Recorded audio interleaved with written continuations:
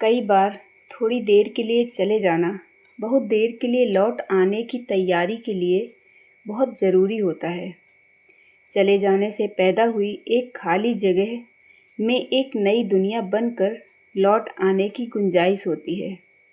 ऐसे रिश्ते जो खाली जगह को सहेज कर नहीं रख पाते, वो तालाब के पानी के जैसे बासी हो जाते हैं। कुछ रिश्तों को ऐसे ही छूना चाहिए, जैसे ठंड में घास पर जमी ओस की बूंद को नंगे पांव छूते हैं। रोज सुबह बूंद नई हो जाती है और बूंद को छूकर पांव पुराने नहीं रहते। एक बूंद ओस, आंसू, नदी, समंदर और बरसात में ढलती हुई एक साल हो जाती है। ये थी कुछ लाइनें अक्टूबर जंक्शन के भाग 7 की। आज हम अक्टूबर जंक्शन का भाग 8 सुनेंगे। नमस्कार, मैं प्रियंका सिंह स्वागत करती हूँ हमारे चैनल टेलिंग स्टोरीज हिंदी साहित्य में। शुरू करते हैं भाग 8। एक साल बाद। 10 अक्टूबर 2016, मुंबई। सुदीप अपनी ही कंपनी से अपने हिस्से के लिए केस लड़ रहा था। अभी मामला national company law tribunal NCLT में पेंडिंग था। उसको समझ तो आ ही गया था कि उसको हटाने में अभिजात और सुनैना का भी बहुत बड़ा हाथ है। उसको अभिजात पर गुस्सा तो खूब आया, लेकिन वह अब इन सब बातों से आगे बढ़ चुका था। पिछले एक साल में उसका बहुत समय लखनऊ में पापा के पास बीता था। पापा से अब उसकी कुछ बात होना शुरू हो गई थी। पापा कभी कभार चित्रा से भी फ़ोन पर बात कर लेते थे। हालांकि वह कभी समझ नहीं पाए थे कि ये दोनों साल में बस एक ही दिन क्यों बात करते हैं। एक दिन किसी के नाम कर देना उम्र भर नाम कर देने जैसा है। वो एक दिन फैलकर पल, घंटे, दिन, साल, सदियां कुछ भी बन जाता है। सुदीप को चित्रा के साथ बिताया हुआ हर एक 10 अक्टूबर याद था। सुदीप को एक बहुत बड़ी कंपनी ने अपने यहाँ पार्टनरशिप ऑफर की थी, लेकिन सुदीप अब बदल चुका था। वह किसी को कुछ प्रूव नहीं करना चाहता था। नई कंपनी अच्छा कर रही थी, लेकिन सुदीप को अब मज़ा नहीं आ रहा था। वह बस अपनी पुरानी कंपनी में अपना हक चाहता था। वह यह चाहता था कि बस जितनी मेहनत उसने की थी वो वेस्ट ना हुई हो। धीरे धीरे सुदीप के बारे में अखबार में आना लगभग खत्म ही हो चुका था। दुनिया भी तभी तक आपके बारे में चिंता करती है जब तक आप उसको मज़ा दे रहे हों। सुदीप से मीडिया को मज़ा आना बंद हो चुका था। मीडिया ने मज़ा लेने के लिए नए लोग ढूंढ लिए थे। मीडिया में आजकल Housing.com के राहुल यादव के चर्चे थे। उसको अक्सर ही इंडियन स्टार्टअप का बैड बॉय कहा जाता था। उधर Flipkart.com के सचिन और बिन्नी बंसल, पेटीएम के विजय शेखर शर्मा के नाम से करीब रोज ही अखबार भरे रहते थे।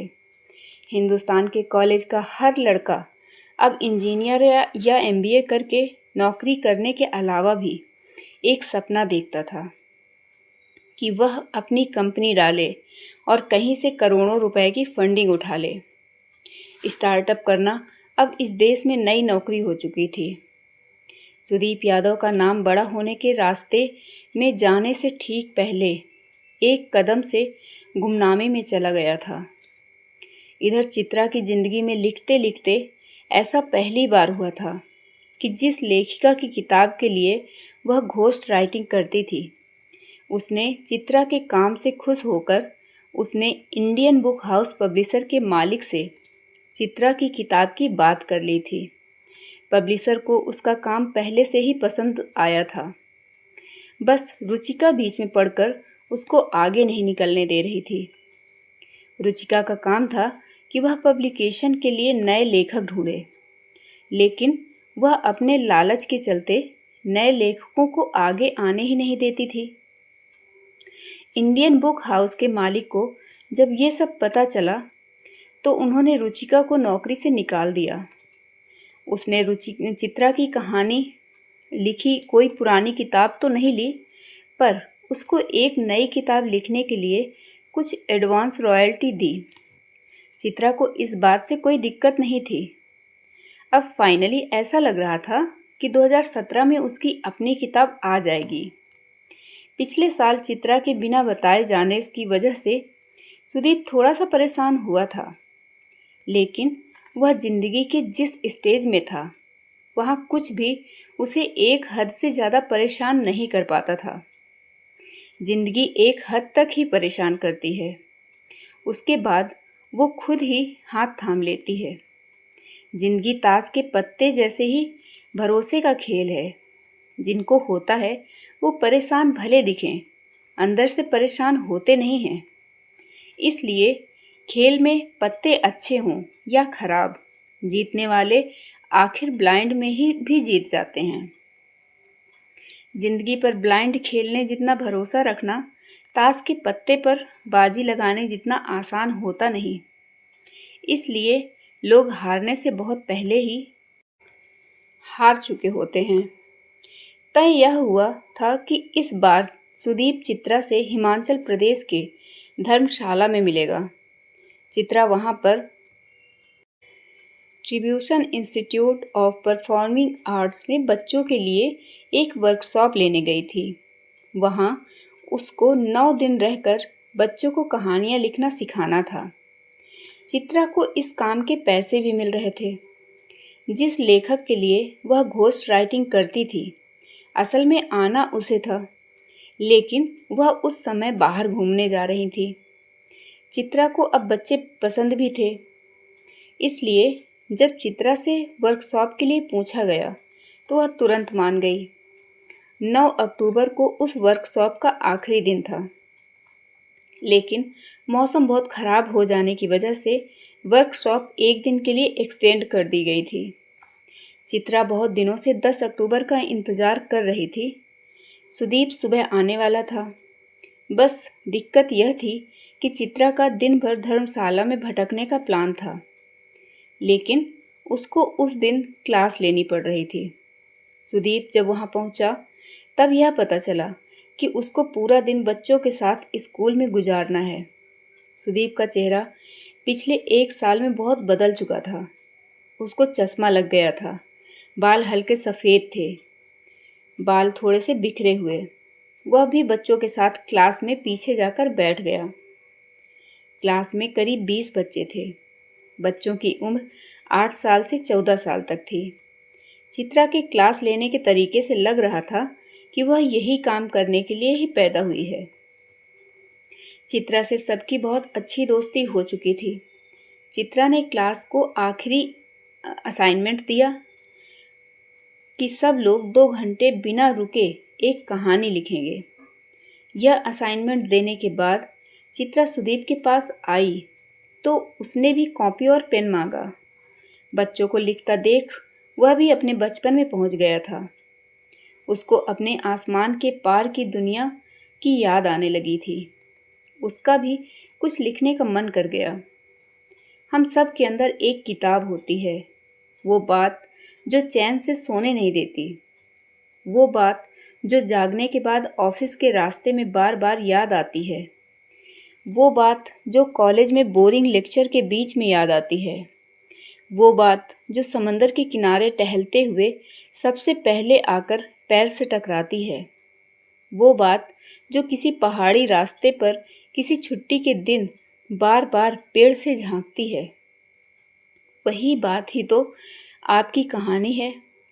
वो कहानी जो सबके दरवाजे पर कभी न कभी खटखटाती ज़रूर है, लेकिन उस आवाज़ पर ध्यान न देने की वजह से एक दिन वो आवाज़ चुप हो जाती है और कहानी पूरी होते हुए भी किताब अधूरी छूट जाती है। 2 घंटे होने से 15 मिनट पहले जब घंटी बजी तब सुदीप को ऐसा लगा जैसे कि वह किसी मेडिटेशन से उठा हो। उसको लगा कि वह लिख क्यों नहीं रहा था। उसके पूरे रास्ते की थकावट जैसे एक झटके में ख़त्म हो गई। चित्रा क्लास ख़त्म करके एक एक बच्चे से गले मिलकर उनको अपनी लिखी हुई कहानी उसे ईमेल करने को बोल रही थी। सुदीप अब भी अपनी लिखी हुई उस दुनिया में था, उस दुनिया में जैसे जादू से सब कुछ ठीक हो गया हो। जाने से पहले सब बच्चों ने चित्रा के साथ एक फ़ोटो खिंचवाने के लिए जिद की। यह फ़ोटो सुदीप ने अपने मोबाइल से खींची। इतने में एक छोटी सी बच्ची आगे आई और बोली, अंकल आपके साथ भी फ़ोटो खिंचवानी है। सुदीप ने पहले तो मना किया, लेकिन बच्ची के बार बार जिद करने पर वो टाल नहीं पाया। बच्चों ने सुदीप को चित्रा के पास खड़ा कर दिया और यह इकलौती फ़ोटो थी जिसमें चित्रा और सुदीप साथ थे। दुनिया के किसी कागज़ पर उनका नाम साथ नहीं था। वे अभी तक गिनकर 20 दिन भी साथ नहीं रहे थे।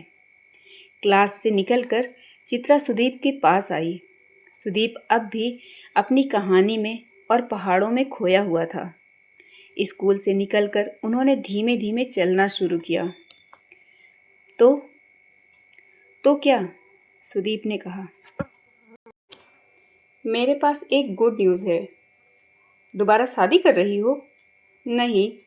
फिर? 2017 में मेरी पहली किताब आ रही है। मुझे रॉयल्टी के पैसे एडवांस मिले हैं। क्या बात है! I am so happy for you. Sudeep ने चित्रा को गले लगा लिया। गले लगे हुए चित्रा ने कहा, फाइनली। सुदीप ने प्यार से चित्रा के सिर पर हाथ सहलाकर उसके सारे बाल खराब कर दिए। किताब आते ही बेस्ट सेलर हो जाएगी तुम्हारी। अब कहाँ पहचानोगी तुम द चित्रा पाठक? पहचानूंगी कैसे नहीं? नहीं, राइटर का कोई भरोसा नहीं करना चाहिए। तुम भूल जाओगी। कभी फ़ोन भी करूँगा तो बोलोगी, कौन सुदीप?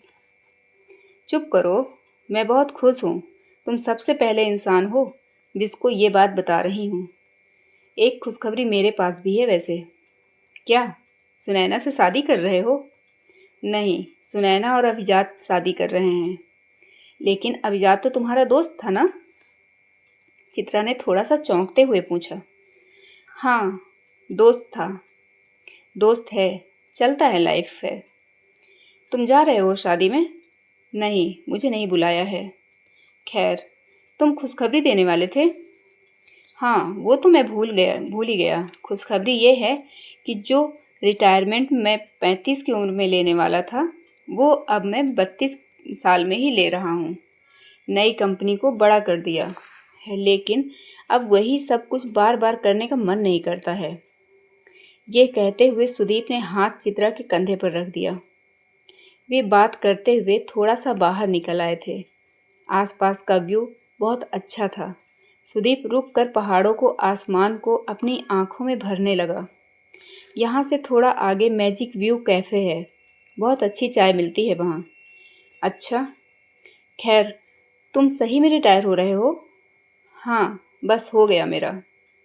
करोगे क्या? ना तुमने शादी की, ना बच्चे। पता नहीं क्या करूँगा। तुम्हारे केस का क्या चल रहा है? केस चल रहा है। अगर तुम केस जीत गए तो कितने पैसे मिलेंगे?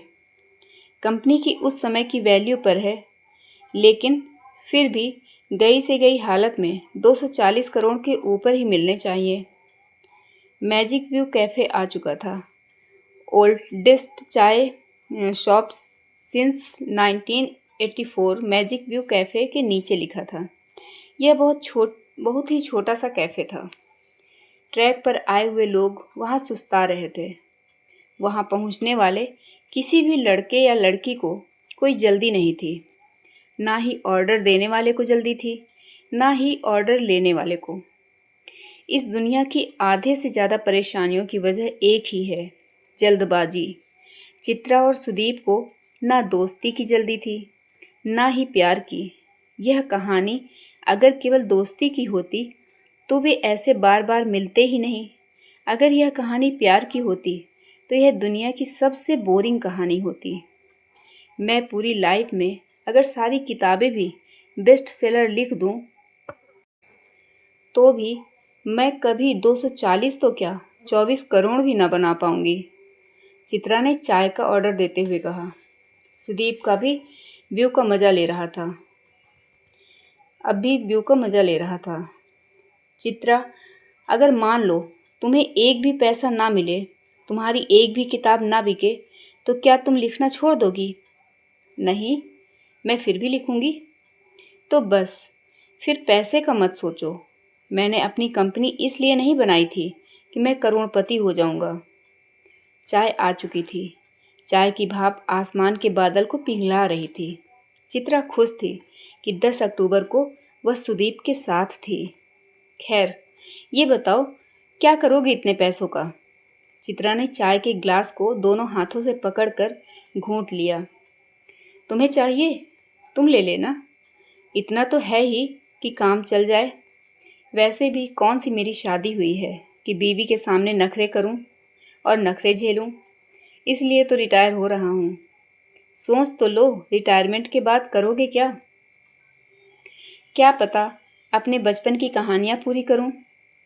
धर्मशाला से चलने से पहले सुदीप ने चित्रा को मुराकामी की किताब दी। लिख दो डेट, अगले साल तक तो तुम बड़ी राइटर हो जाओगी। फिर कहाँ टाइम मिलेगा। चित्रा ने किताब लेकर उस पर 10 अक्टूबर 2017 की तारीख डाली और कहा, अगले साल मैं अपनी किताब पर डेट लिखूंगी। किताब पर डेट लिखते हुए चित्रा की नज़र बुकमार्क पर गई। जिस पेज पर बुकमार्क लगा था उसमें एक लाइन अंडरलाइन थी। But one thing is certain, when you come out of the storm you won't be the some person who walked in. That's what this storm's all about. इस एक साल में बहुत सारा पानी और थोड़ी बहुत दुनिया बह गई थी। अक्टूबर जंक्शन के भाग 8 में इतना ही। अब आपसे मुलाकात होगी भाग 9 में। धन्यवाद।